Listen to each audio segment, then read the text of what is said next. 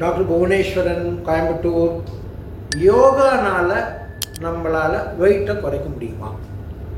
ஏன் அப்படின்னு சொல்கிறேன்னா, பொதுவாக இப்போ வெயிட் அல்லது உடல் எடை குறைய வேணும் அப்படின்னா பல விஷயங்கள் பேசப்படுகிறது.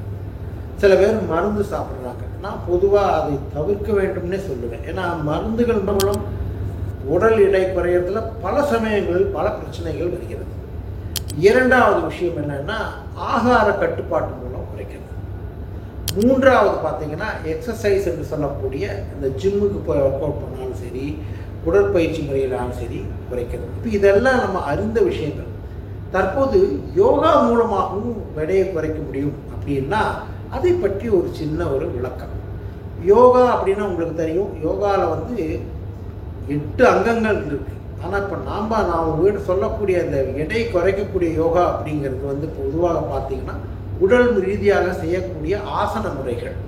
இப்போ உடல் ரீதியாக எடையை குறைப்பதற்கு அப்படிங்கிறதுக்கு சில ஆசன முறைகள் பல யோகாசன பயிற்சியாளர்கள் சொல்லி கொடுக்குறாங்க. பொதுவாக நீங்கள் என்ன புரிஞ்சுக்கணும், அதை செய்வதன் மூலமாக மாத்திரம் எடை மிக அதிகமாக குறையும் என்று கண்டிப்பாக எண்ண வேண்டாம்.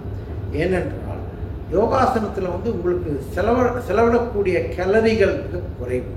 அப்போது யோகா மூலம் உங்களுடைய உடலுக்கு வளையும் தன்மை, பலம் போன்ற விஷயங்களும், ஊளை சதை என்று சொல்லக்கூடிய அதிகமான கொழுப்பு ஓரளவுக்கு கட்டுப்படுவதற்கு வாய்ப்பு உண்டு, இல்லைன்னு சொல்லலை.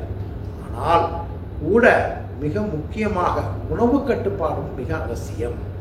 இதை தவிர பார்த்தீங்கன்னா இப்போ நவீன யோகாக்கள் தான் நிறையா சொல்கிறாங்க. அந்த யோகா பார்த்திங்கன்னா ஹார்ட் யோகா அப்படின்னு சொல்கிறாங்க.